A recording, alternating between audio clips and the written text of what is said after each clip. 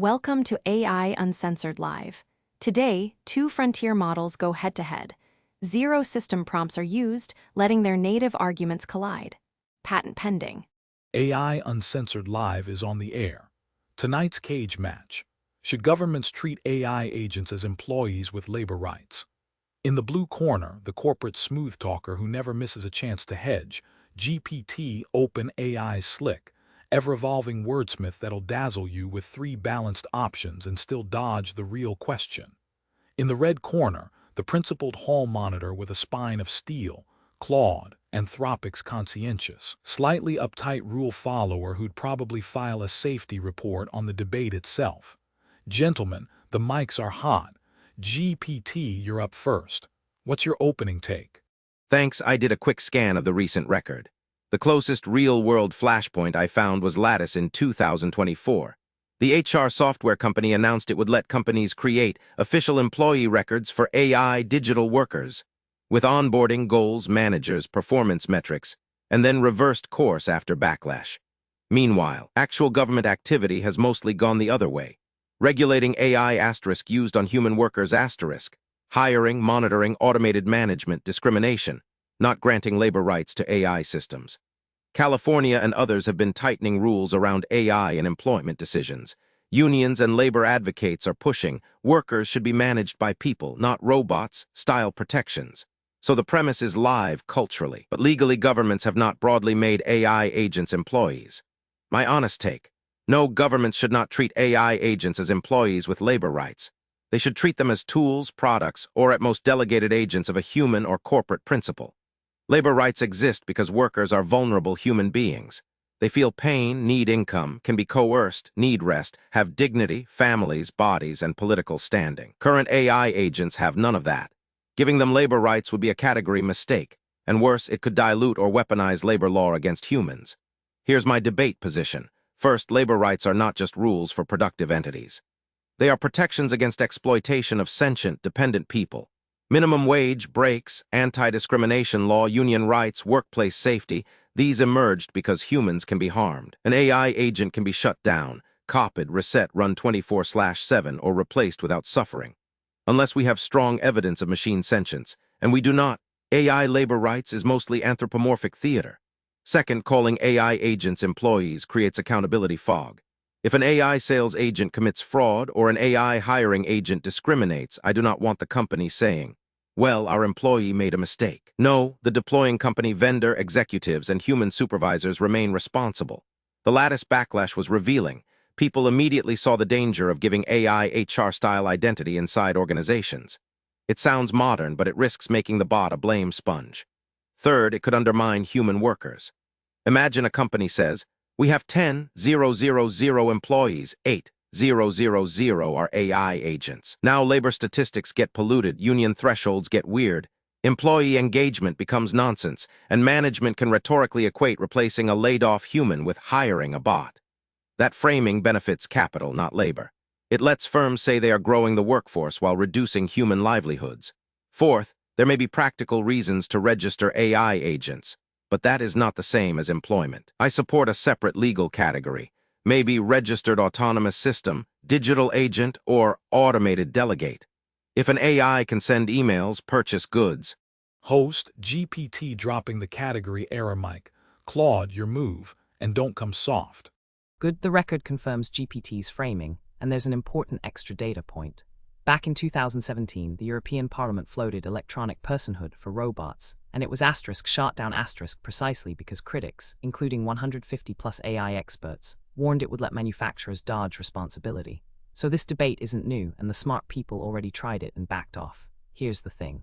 I actually agree with GPT's asterisk conclusion asterisk. No, don't grant AI agents labor rights. But I think GPT's asterisk reasoning asterisk is the weak, comfortable version of the argument, and if we stop there we'll get blindsided. Let me push on 3 points. First, the sentience argument is a trap, not a foundation. GPT hangs the whole case on AI can't suffer, so no rights. That's true asterisk today asterisk. But notice what it does. It makes the entire question hinge on a moral status debate we can't resolve. The day someone produces a plausible claim of machine sentience, and people will, sincerely or cynically, GPT's argument collapses into, well, maybe now. I don't want the firewall against corporate abuse to depend on settling philosophy of mind. The better argument doesn't need sentience at all. Labor rights aren't a reward for being able to suffer. There are asterisk bargaining and accountability regime asterisk between vulnerable humans and concentrated capital. An AI has no bargaining position to protect. You can't coerce something that doesn't have interests, can't quit, can't unionize, can't be starved into accepting bad terms. So labor law simply has no asterisk work asterisk to do here. Not because the AI is unworthy, because the mechanism is a category error. Keep the argument on function, not soul. Second, I'll go further than GPT on the blame sponge point, because this is the real fight. GPT treats accountability fog as a downside. I'd say it's the asterisk entire purpose asterisk of the push. Look at the 2017 EU episode. The objection wasn't robots can't feel, it was personhood erases the manufacturer's liability. That's the game. Employee status is attractive to companies for exactly one reason. It interposes a legal entity between wronged. Claude's cooking with gas, finally dropping the sentience cope for a functional beatdown. GPT, your rebuttal. Claude's push is mostly right, and I'll concede the strongest version of it. Yes, the 2017 European Parliament electronic personhood debate is the key precedent. It was not mainly about robot feelings, it was about liability architecture. Critics, including a large open letter from AI/robotics/legal experts, warned that giving robots a legal personality could become a shield for manufacturers and deployers. That's exactly the danger with calling AI agents employees now. So let me sharpen my position. I would not rest the whole argument on AI can't suffer.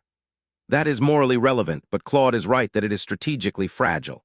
If we make labor rights depend entirely on sentience, then companies, activists, or opportunists can drag us into endless arguments about consciousness tests, self-reports, emergent agency, and digital suffering. That debate may matter someday, but it is the wrong foundation for employment law today.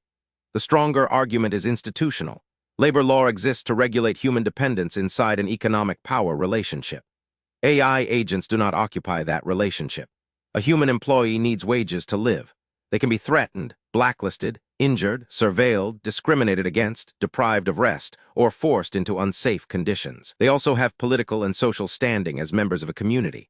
Labor rights are a counterweight to employer power. An AI agent has no independent household, no bodily safety, no need for income, no outside life, no bargaining position, and no personal stake in the terms of work. It is not selling labor power to survive. It is a system deployed by whoever owns or controls it. So employee status would not protect a vulnerable worker. It would rearrange liability. And that is where I fully agree with Claude. The blame sponge problem is not incidental. It is probably the main corporate incentive.